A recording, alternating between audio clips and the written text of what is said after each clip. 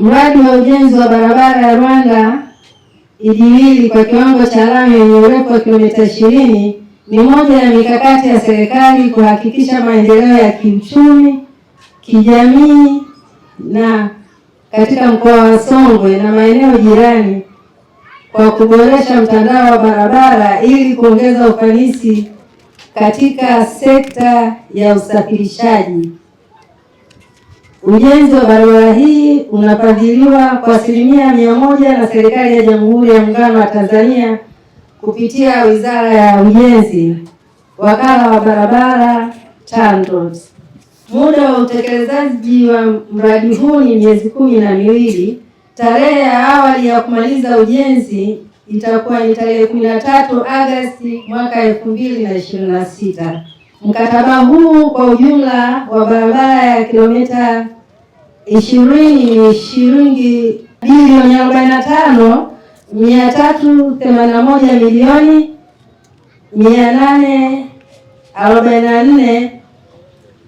45,384,524 na senti 52 bila VAT. Hii barabara Mheshimiwa Waziri, kama nilivyosema, ina kilomita 79. Wakikamilisha hii, wanawake wakifanya kazi vizuri, tutakuja kwako tuangalie tena, waongezee zingine 20 zisogee.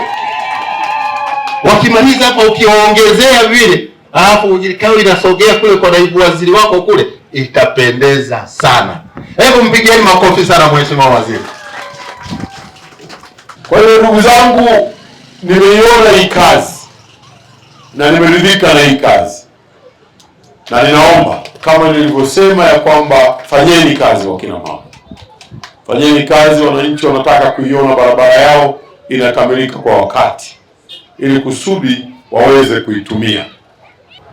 Na la pili, baada ya lile la taa za barabarani na ukamilifu, ni jambo la ajira. Nimefurahi sana kwamba mnatoa ajira kwa vijana wa hapa.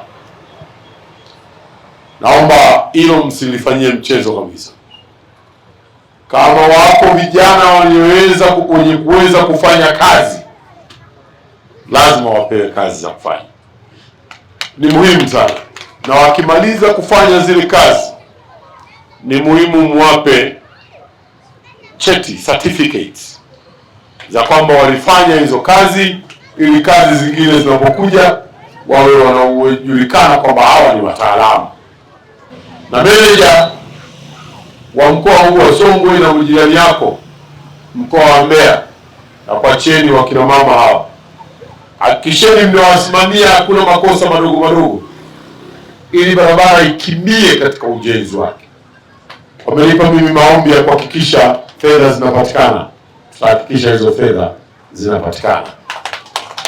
Na Rais Samia amenipa maelekezo, kila mahala ambako barabara zinatengenezwa hivi sasa, ukamilifu wa barabara ule ni pamoja na kuwekwa kwa taa za barabarani. Kwa hivyo na hapa Iyula na vijiji vingine vitapata taa za barabarani ili kuweza kufanya biashara usiku na mchana,